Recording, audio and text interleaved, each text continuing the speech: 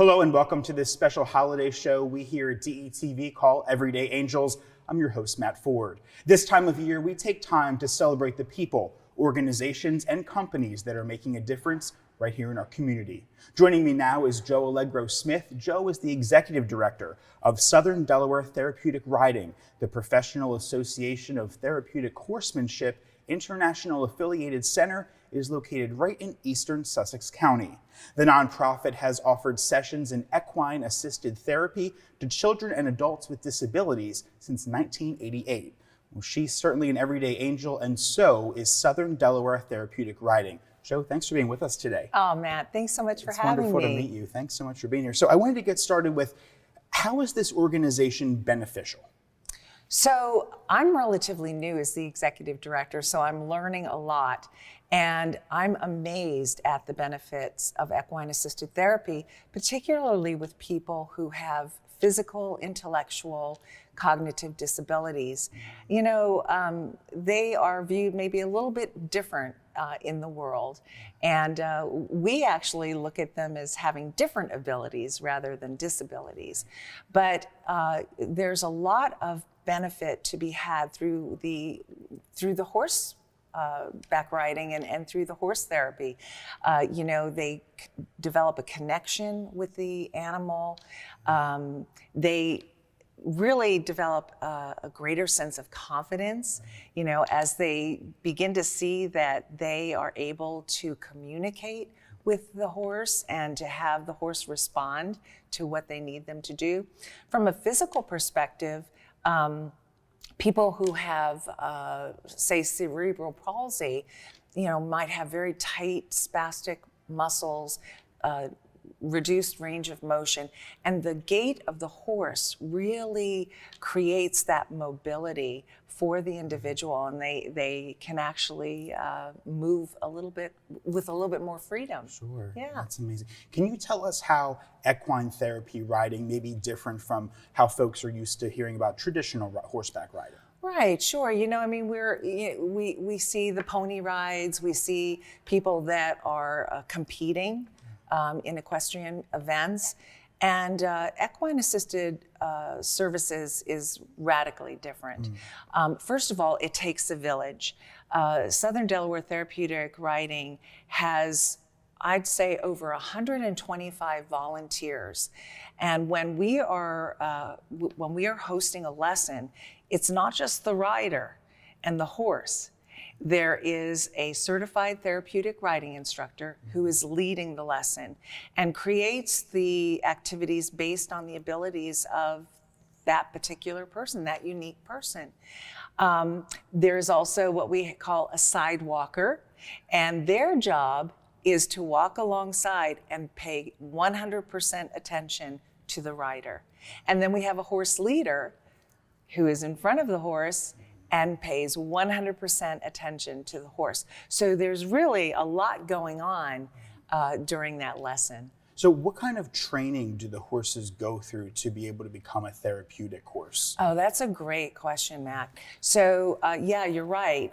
It takes a special disposition because we want to ensure the safety of the rider, of the volunteers, the instructor, but also the horse, right?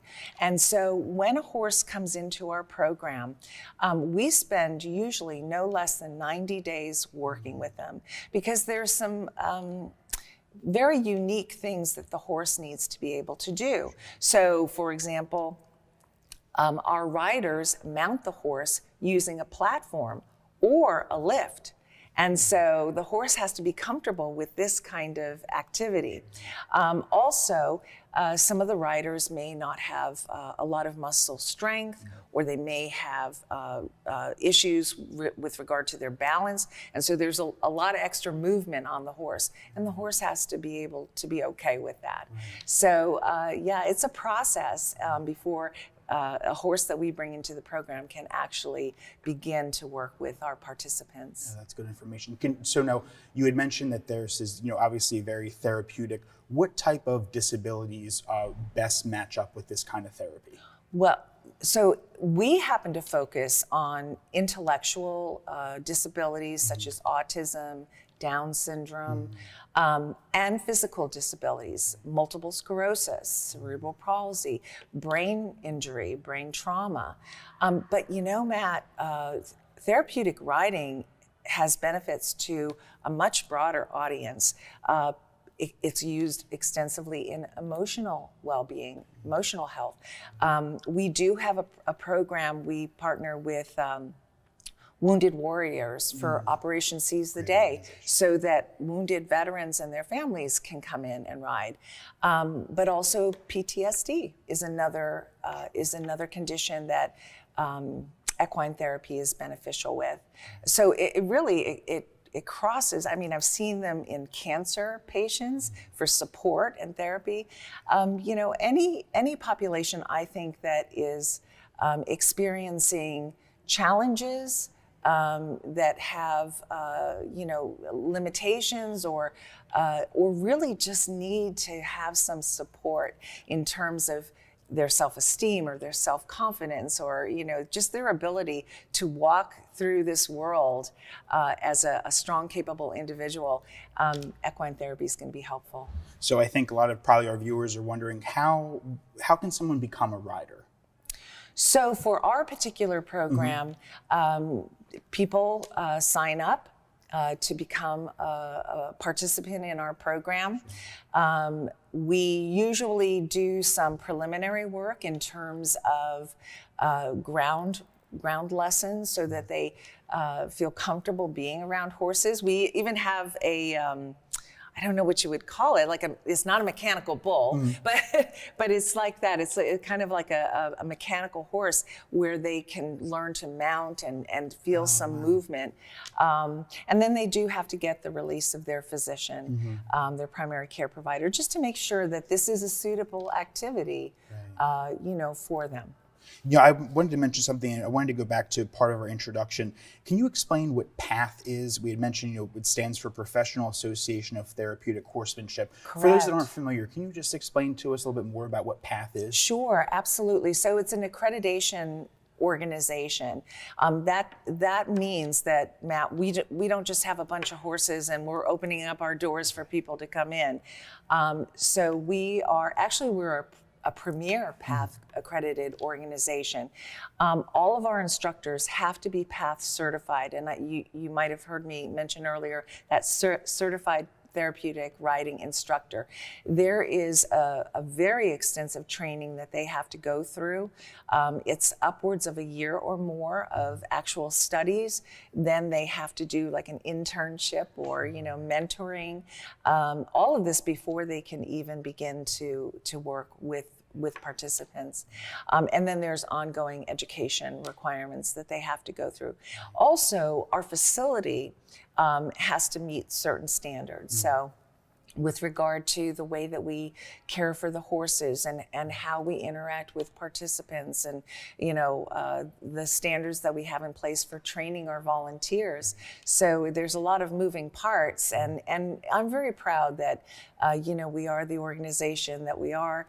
Our culture is incredibly compassionate and encouraging, empowering, for the folks that are there, and that's why people love to volunteer with us.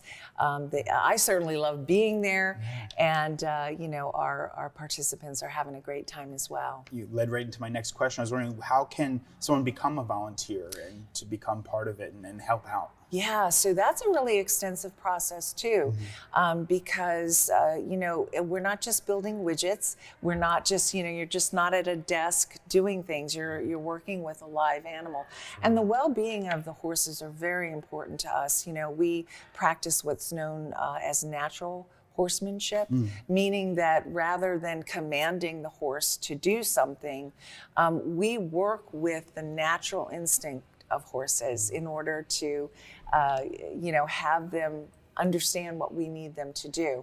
So with our volunteers, the sign-up process is really easy. They can certainly fill out an application on our website. Every month, the third Saturday of the month, we have an orientation. And believe it or not, that orientation is 3 hours long. And it provides an overview of what we've got going on in SDTR and how people can get involved.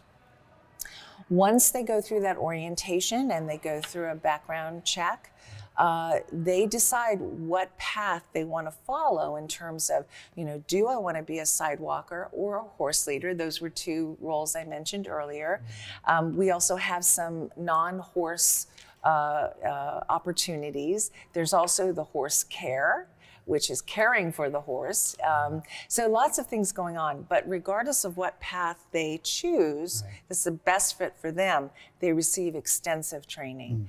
We just had yesterday, as a matter of fact, we had a graduation of horse leaders. Oh, wow. And, I did the pomp and circumstance kind of thing as a part of that ceremony. But, they have been working for months to learn how to be with the horses, how to practice that natural horsemanship and so forth. So it is quite a process. It's an investment, but I can't think of a better volunteer job. If you love horses and you really want to make a difference by helping people, who have disabilities through this particular activity, it's a great way to go. That sounds great. Listen, I could talk to you all day because I know there's so much to do. I hope thank you for being with us. But before we let you go, I want to know, how can we find out more about the Southern Delaware Therapeutic Riding? Can we go to a website, social media page? Yeah, absolutely. So on Facebook, I believe we're SDTR community. So it's the first letter of Southern Delaware Therapeutic Riding, SDTR. And our website is sdtrhr.com.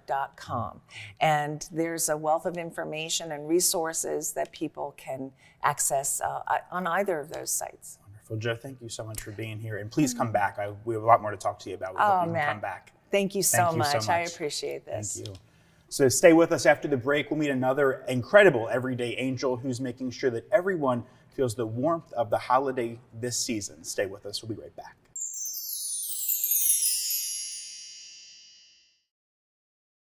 Still searching for cheap gas prices? Dump the pump and ride DART. You can DART to your destination for only $4 all day. Let DART do the driving while you enjoy our free Wi-Fi available on all buses statewide. While scrolling through your favorite apps, don't forget to download DART's free transit app for real-time bus information and enjoy the convenience of contactless fare payment through DART Pass. So what are you waiting for? Dump the pump and try transit. Visit dartfirststate.com or call 1-800-652-DART. You know the why for state-of-the-art fitness centers and amazing pools. But we're so much more. The why is where Delawareans improve their health. Where our communities get stronger. Where everyone belongs. It's where we battle chronic disease. Where cancer survivors restore their mind and body. And weight loss goals become lifelong habits. We are the why. Good for you and good for the community.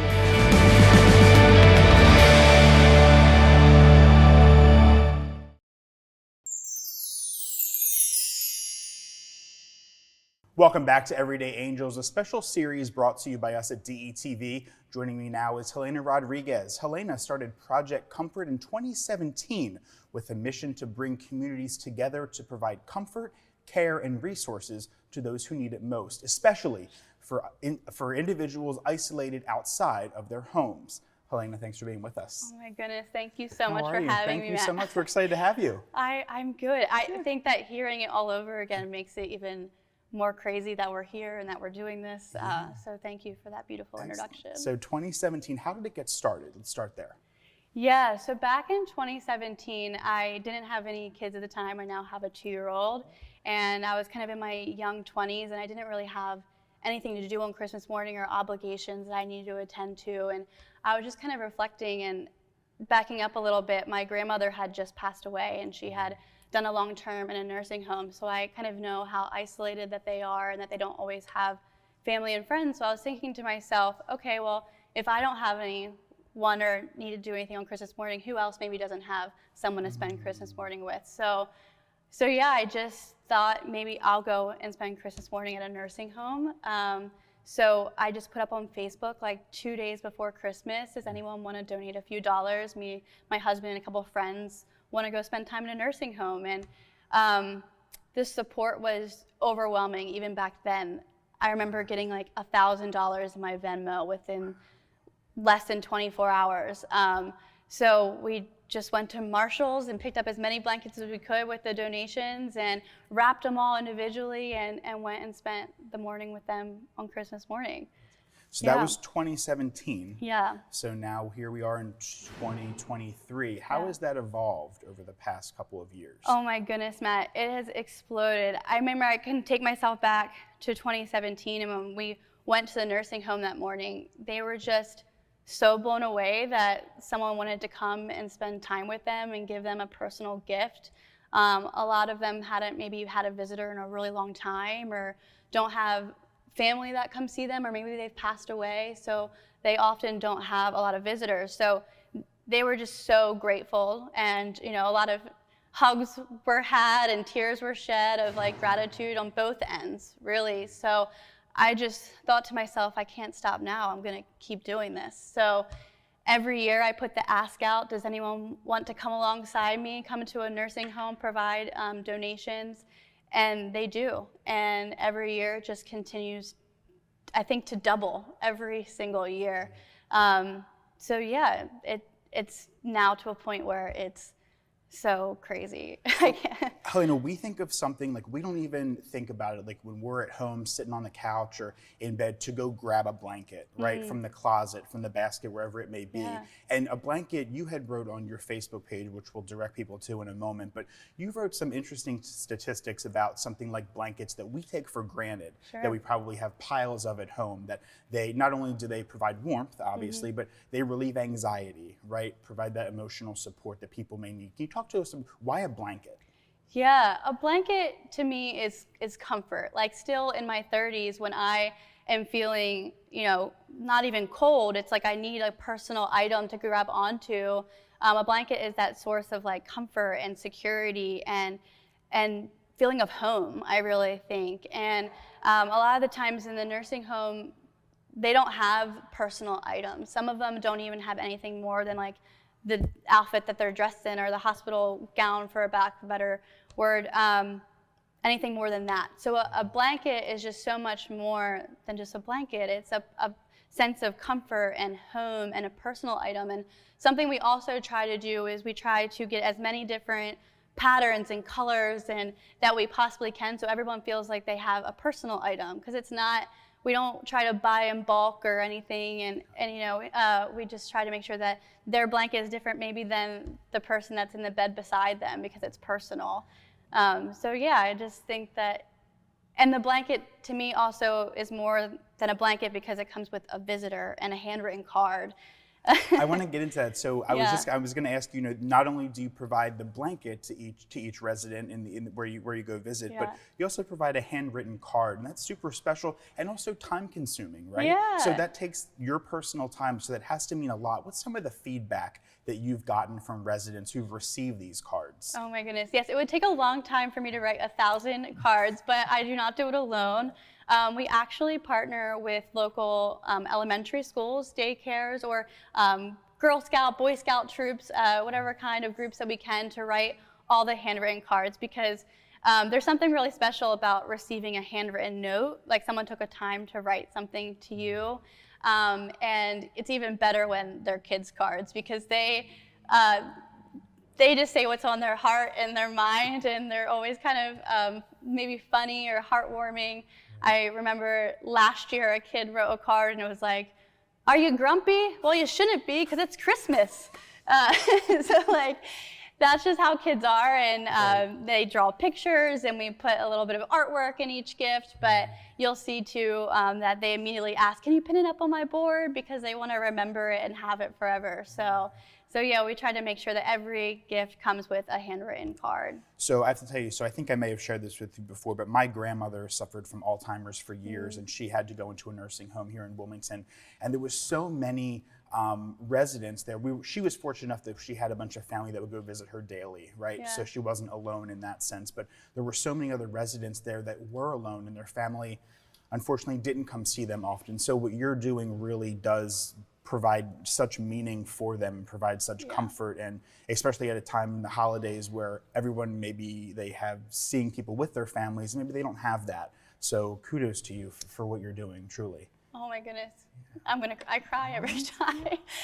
think because it's just so true. A lot of them are very isolated, and they're a population that are often forgotten, especially around the holidays. So why it's so important to me is that there are so many people that want to help and do care, and it's such a personal, most people can relate to it in some way. I think the stat is around 50% of people, once they reach a certain age, spend time in a nursing home.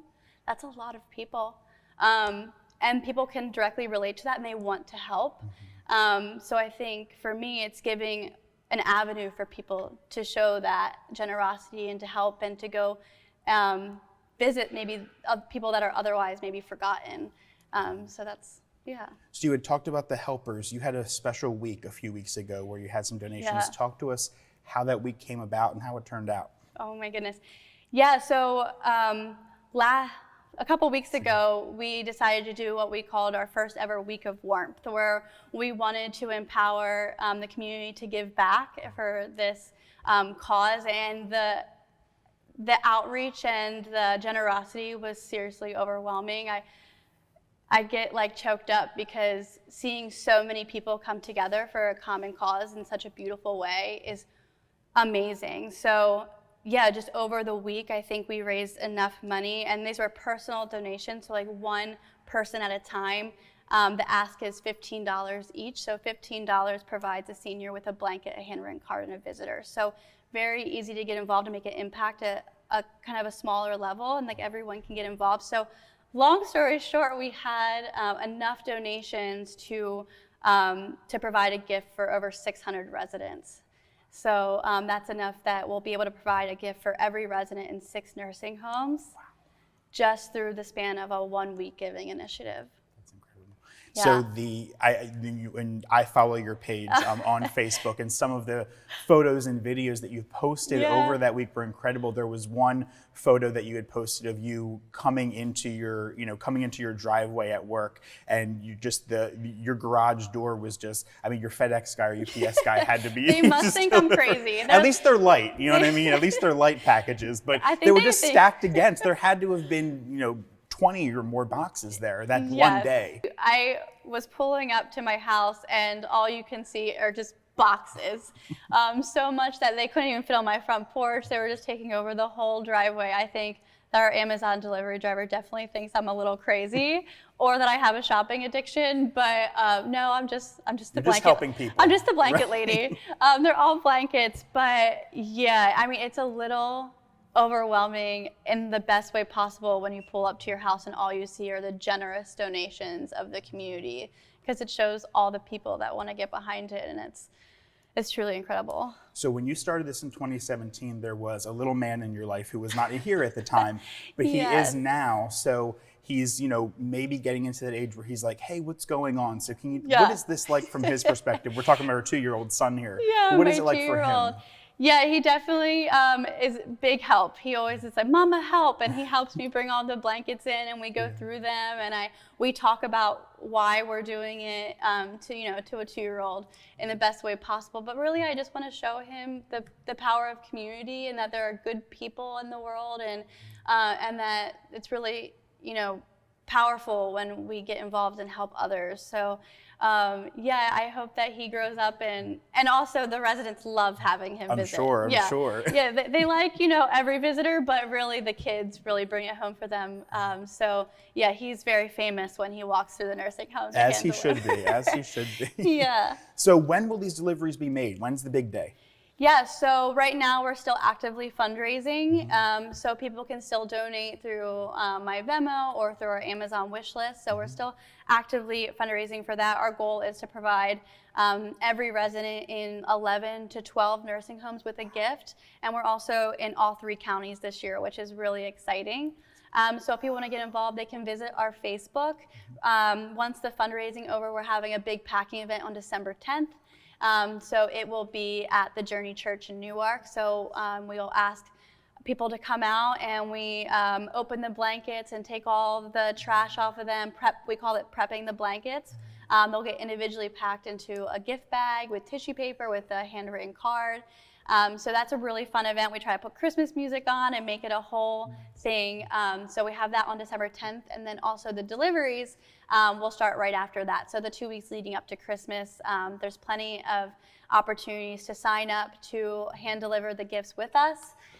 So they can find those opportunities right on our Facebook page and the Sign Up Genius there. Wonderful. This is amazing. This is amazing. So we know how people can get involved. So Facebook is the best place to go, and there's links on there where they can sign up to volunteer and learn in which ways they can volunteer if they want to get involved on December 10th or how that may be. And then your Venmo is the best way. If they want to make a monetary donation, they can do it through there. Yep, or through our Amazon wish list. Okay. So as of today, how many blankets are we talking that we have so far? Oh my goodness. I think we're around 800 right now, with the goal around 1,100 in Delaware. Right. So let's get her there. Yeah. Let's get her there. We still have some work to do, but I just know that we're going to make it happen because the community always does. They always make it happen. Wonderful. Well, Helena, you truly are an everyday angel, and I want to thank you for being here, and honestly, thank you for everything that you do. For those of us that know you and have the privilege to know you, you are truly an amazing person all year round, not just during the holidays. So we thank you for everything that you do.